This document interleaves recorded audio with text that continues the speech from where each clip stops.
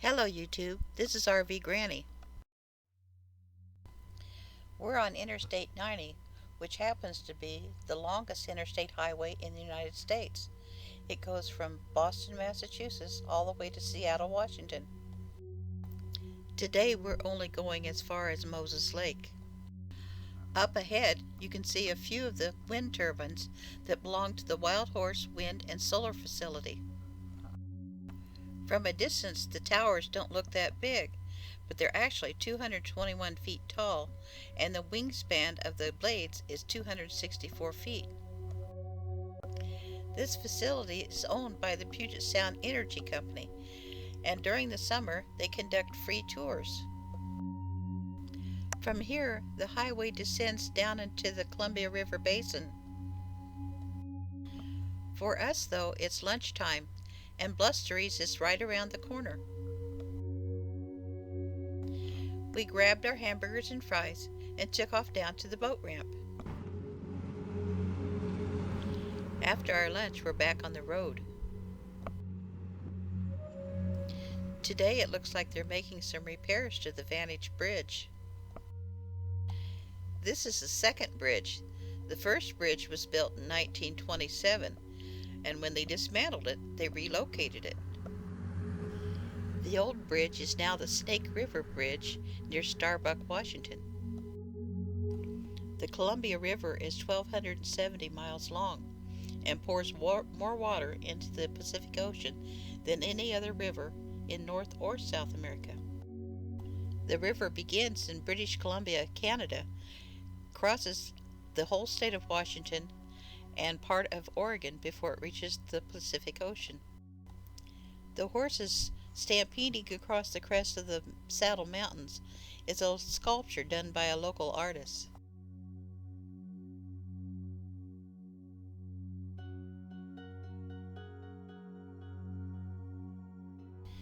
Now we're getting close to Moses Lake, and today we're going to show you the dunes. If you follow the off-road vehicle signs, you'll find the dunes. This land belongs to the Department of Natural Resources, and you can camp here if you'd like. Just don't bring any alcohol. But mostly people use it to ride their ATVs and motorcycles.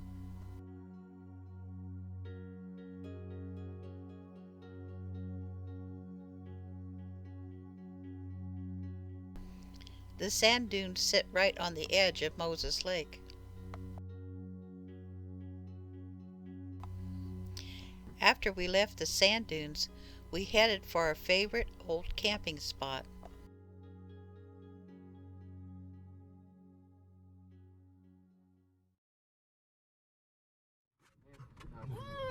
What?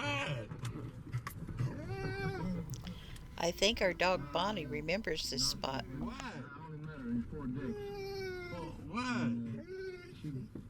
She gave me a gift from Frank. This is Potholes Reservoir, and the beach we're on is called Medicare Beach. It was a great place to camp if you like to boondock.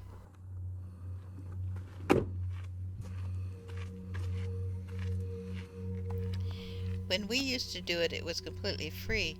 I think there's a small fee now.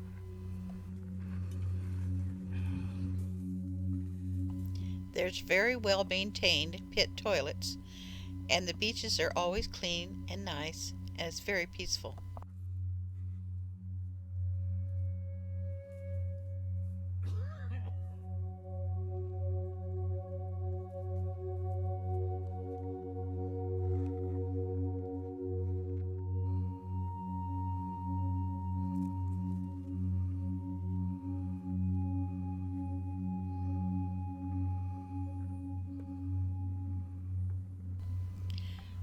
I used to like to come here in the spring when this field was full of blooming desert wildflowers.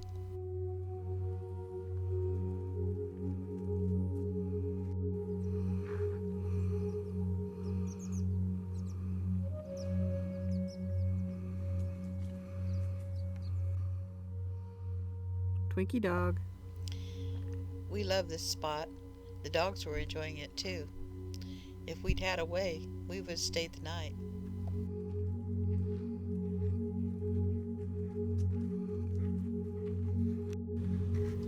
Here's something kind of interesting. Mount St. Helens erupted 35 years ago in 1980, and you can still see evidence of the ash that blew over here from the eruption. The parts of eastern Washington that are not watered by irrigation water look like this. They're all desert. But rich soils, diverse climates, and a large-scale irrigation make Washington one of the most productive growing regions in the world. At one end of the Potholes Reservoir is the O'Sullivan Dam. This dam is the longest earthen-filled dam in the United States.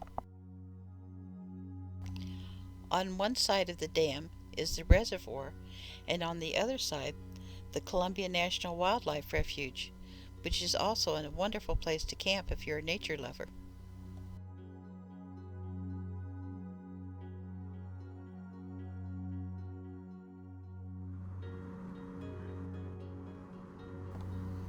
At the end of the dam is Mardon's. Mardon's is a camping and fishing resort if you want a little more civilized type of camping. And they just built a whole new section on the end of their park for RVs to park in pull-through spots that look really nice.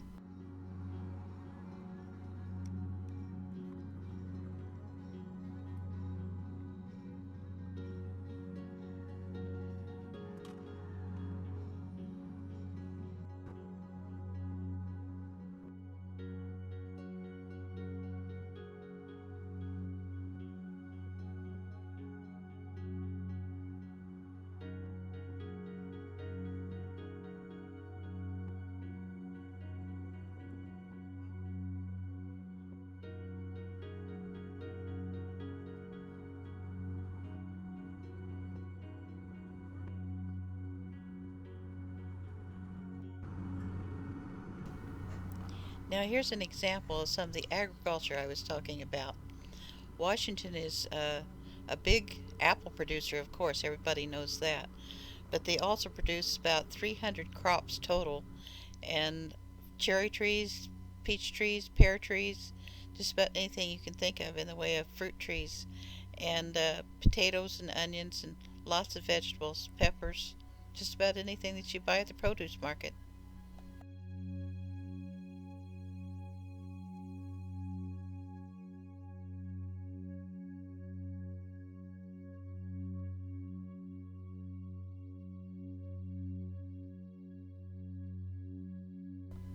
Well, the sun's starting to go down, so it's probably time to head home.